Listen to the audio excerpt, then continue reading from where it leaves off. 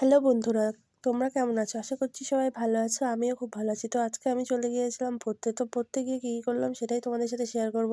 এখানে আমি একটু ঢং দিচ্ছিলাম, তারপরে এখানে আমার সব বান্ধবীরা মিলে একটু আড্ডা দিচ্ছিলাম।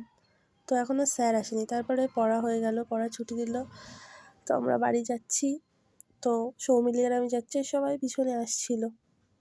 তো যেতে যেতে তারপরে স্টেশনে গেলাম, তারপরে দেখি এখানে ভুট্টা বিক্রি হচ্ছিলো। একটা বান্ধবী ভুট্টা নেবে, তো তার জন্য এখানে একটু দাঁড়িয়ে দাঁড়িয়ে কাকুর ভুট্টা বানানো দেখছিলাম। তারপরে আমরা আবার স্টেশনের দিকে যাচ্ছিলাম। তারপরে আমরা 3 বান্ধবী মিলে আবার একটু ঢং করছিলাম। তারপরে মসলানপুরে গিয়ে আবার একটু ওরা জামা দেখছিলো বলে আমি একটু বসে বসে জামা দেখছিলাম।